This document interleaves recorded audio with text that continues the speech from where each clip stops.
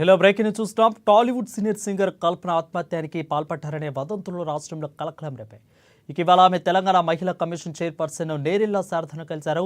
Sleeping pills మింగి తాను ఆత్మహత్యానికి పాల్పడ్డానంటూ కొందరు తనపై అసత్య ప్రచారాలు చేస్తున్నారని కమిషన్ సభ్యుల దృష్టికి తీసుకెళ్లారు. అదేవిధంగా కొన్ని యూట్యూబ్ ఛానల్స్ కూడా పనిగట్టుకుని తన ప్రైవేట్ వీడియోలతో ట్రోల్ చేస్తున్నారని ఆరోపించారు. అలాంటి వారిపై వెంటనే కఠిన చర్యలు తీసుకోవాలని సింగర్ కల్పన మహిళా కమిషన్ చైర్పర్సన్ నేరెళ్ల శారదను కోరారు. ఇక సోషల్ మీడియా వేదికగా మహిళలను ట్రోల్ చేసే వారికి తెలంగాణ మహిళా commission chairperson Nerella Sharada strong warning ఇచ్చారు. ఇక నుంచి ఇష్టం వచ్చినట్లుగా పోస్టింగ్ పెడితే బాధ్యులపైన కఠిన చర్యలు ఉంటాయని వారికి వార్నింగ్ ఇచ్చారు. రాష్ట్ర వ్యాప్తంగా మహిళలపై అసభ్యకర పోస్టులు పెట్టే వారిపై స్పెషల్ ఫోకస్ పెట్టామని, ఆ విషయాన్ని ట్రోలర్స్ దృష్టిలో పెట్టుకోవాలని నేరెళ్ల శారద అన్నారు.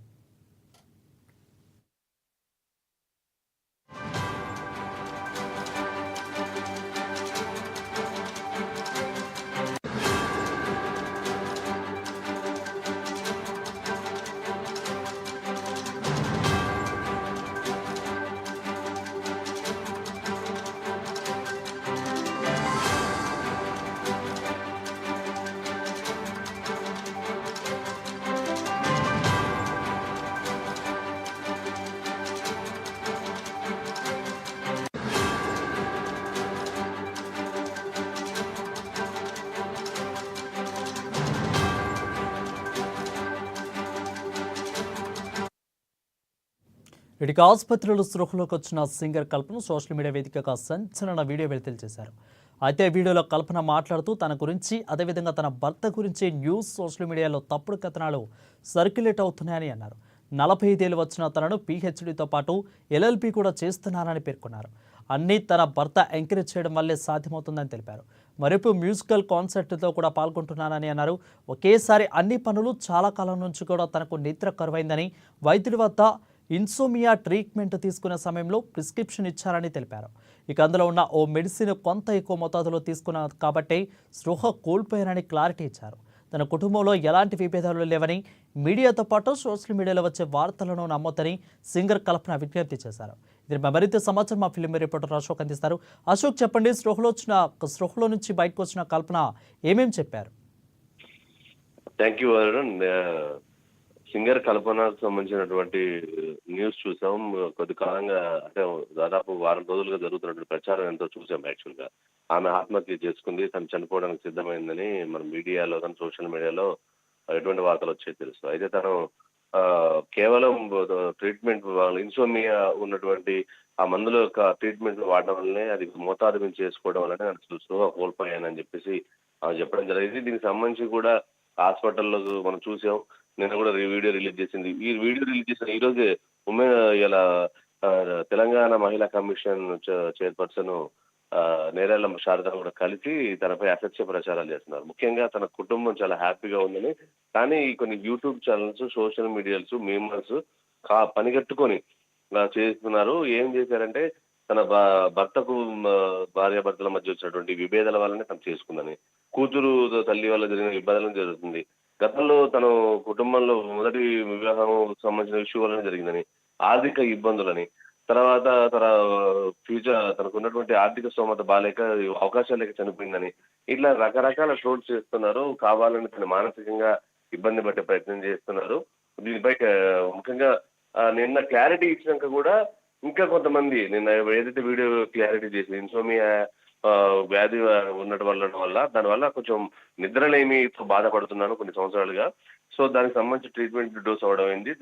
దానివల్ల ఇటువంటి పరిస్థితి వచ్చింది. అయితే కానీ వచ్చినాక కూడా, క్లారిటీ ఇచ్చాక కూడా కొంతమంది యూట్యూబర్స్, కొంతమంది మీమర్స్, సోషల్ మీడియాలో కొంతమంది వ్యక్తులు తన టార్గెట్ చేసుకున్నారని తన సహా సింగర్ కౌశల్యతో కలిసి ఈరోజు తెలంగాణ కమిషన్ కలవడం జరిగింది. నేరెళ్ల శారద కూడా గట్టి వార్నింగ్ ఇచ్చింది. గతంలో కూడా మంచు విష్ణు అలాగే కొంతమందితో ఆరోపణలు చేసిన విషయం తెలిసింది.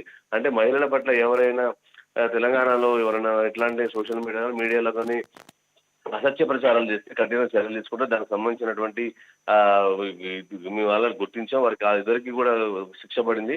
వారిపై కేసులు పెట్టామని కూడా చెప్పడం జరిగింది. అయితే రైట్, అయితే ఇచ్చిన యొక్క స్టేట్మెంట్లో, ఈ యొక్క ఫిర్యాదులో ఏమైనా పర్టికులర్గా కొన్ని ఛానల్స్ పేర్లు ఏమైనా మెన్షన్ చేయడం జరిగిందా? అదేవిధంగా ఎవరైనా కొందరు పేర్లు ఏమైనా మెన్షన్ చేశారా కల్పన? ఖచ్చితంగా అంటే ఒక లిస్ట్ మాత్రం తను ఇవ్వడం జరిగింది. దాదాపు ఒక 50 ఛానెల్స్ లిస్ట్ తను ఇవ్వడం జరిగింది కంప్లెయింట్‌తో సహా. వీళ్ళపై చర్యలు తీసుకోవాలని చెప్పేసనేది అయితే డిలీట్ అన్నా చేయించాలి. లేకపోతే వాళ్ళకి వినకపోతే వారిపై కేసులు పెట్టాలని తను మానసికంగా చేస్తున్నారు. దీనివల్ల నా యొక్క కుటుంబంలో గూడా ఇబ్బందులు కలిగిన మానసికంగా మరింత గూడా కుంగదీసే విధంగా ఉన్నాయి. మా కుటుంబం ఎంత హ్యాపీగా ఉన్నాం. అటువంటి కుటుంబంలో ఇటువంటి ఆరోపణలు చేయడం సరైనది కాదని దీనికి మీరు నాకు న్యాయం చేయాలని చెప్పేసి ఈరోజు మహిళా కమిషన్ కలవడం. దీనికి సంబంధించి కూడా మనం వీడియో చూస్తున్నాం. సో, దాన్ని ఇంకా ట్రీట్మెంట్ తీసుకుంటా కూడా అది నేరుగా వచ్చింది. అంటే అంత ఇబ్బంది పెట్టేటువంటి పోస్టులున్నాయి. క్లారిటీ ఇచ్చాక కూడా కావాలని పరిగెట్టుకొని ఇట్లా చేయడం సరైనది కాదని ఈ విషయంలో తనకు హెల్ప్ చేయాలని, తనకు మానసిక స్థైర్యం కల్పించాలని, వారిపై కఠిన చర్యలు తీసుకోవాలని కల్పన కోరింది Varun. Right. Thank you Ashok for the clear updates.